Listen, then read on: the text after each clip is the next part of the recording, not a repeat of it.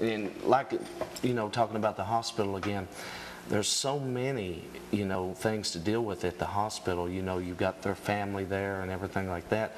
And I'd say a lot of situations might be total chaos, but you still hold your ground and do your work. I commend you for that. But we want to make this information out to the people. If you're going through a crisis, or if you have suffered things of this nature, you can contact these people today and get consultation, get advice. A lot of people just need advice, And what's some numbers that they can get a hold of you? Well, like I said, the crisis line that's operated 24 hours a day is 1-800-656-HOPE. Okay. We are stationed out of the Corbin Office of Comprehensive Care, and we actually have a direct phone line, which is 528-5286. Okay. And now, anything else that's coming up? Like, we know the big 5K race is coming up, but any other programs of awareness? No, we don't actually do awareness programs. We usually participate in other people's programs, Very so good. health fairs, any kind of event that the community is having, we try to participate and make sure that the information is out there. Very good. Let's talk a little bit more about the victims. Somebody might even be watching this today and just going through such a depression. They can't get rid of what's happened to them in their life. It's just like haunting them every day. How would you encourage those people? Well, I would encourage them to either call comprehensive care or come in. There is at least one office in every part of our 8-county region, right. And they can come in on an emergency basis, and they will be seen. It may not be by a sexual assault therapist, but they will be seen by somebody, and then they can be passed on to the person that's most appropriate to deal with those problems, whatever their problems may be. Because we see people with all types of problems, substance abuse, and a lot of times when the substance abuse problems are there, there's some history of sexual assault there too. Exactly. Alicia, how do you handle it, like encouraging people in the hospitals? I know they're so distraught and so upset, so how do you deal with that?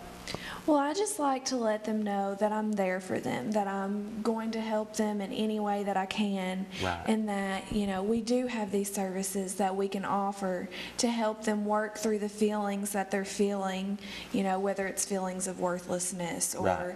that it's their fault, and just let them know that it's not their fault. Exactly. So, and a lot of times that is an emotion that I see is, it's my fault. I shouldn't have so-and-so, and it's never their fault. Right. So. See, that's one of the biggest factors right there. People start blaming themselves, even though they're the victim. And I'm sure you deal with that on a daily basis, even in the school. Sure. Kids who get bullied, kids who are picked on. A lot of times what I have to tell them is that sometimes you're just in the wrong place at the wrong time. Sometimes you get labeled, and once that starts, then everybody thinks it's okay to pick on you, but it's not anything that you did. It's just kind of the way it goes, and that's why it's so important that we stop all those things. There's different forms of being bullied. It's Absolutely. not only physical, but name calling. Absolutely. A lot of times when people's called a certain name, it just sticks with them, Sure. and it haunts them, hurts them. And I usually ask them, which do you think is worse? Do you think it would be worse if you got beat up, or do you think it would be worse if somebody talked about you or lied on you right. or did those kinds of things? And really it's split right down the middle. Sometimes we see that boys think it's worse to be beat up, but girls think that it's worse to be talked about. But overall, as we get older, when we get to the high school age, most of them feel like to be talked about, to be harassed verbally is worse, because it hurts your insides. Right. It makes your heart heavy. Do you do a lot of work with the teachers also, like give them advice on how to handle certain things? We do some of that, but most of it is through the kids, because what we know is that even in the school systems, teachers can't stop this, because these are things that kids are doing to each other. Right. So what we talk about is the fact that if kids decide that they're not going to have bullying in their schools, the statistics show that they can stop a bully in less than 10 seconds. Exactly. Just by saying something, or by confronting them, or something like that, or just standing up with someone that's being bullied. And we don't get that. Teachers, I can't do that when I go in the schools. Teachers can't do that either. We can't can't police them all the time. So it has That's to right. kind of come from inside. Exactly. And touch on this a minute. The holidays are here. We just got out of Thanksgiving and Christmas is coming up. And it seems like certain times of the year, abuse and things of that nature rise. And right around this season right here, people are being raped and mistreated and things like that. Any goals for the next month?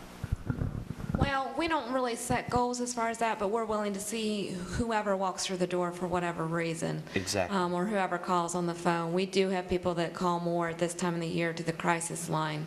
And some of them give their name, some of them don't. But the crisis line that we have is answered at our female substance abuse unit. And the people that answer that phone have been trained on the basics on how to react, those kind of things. And then if they feel like there's a situation that they cannot handle, they will call a therapist from the region.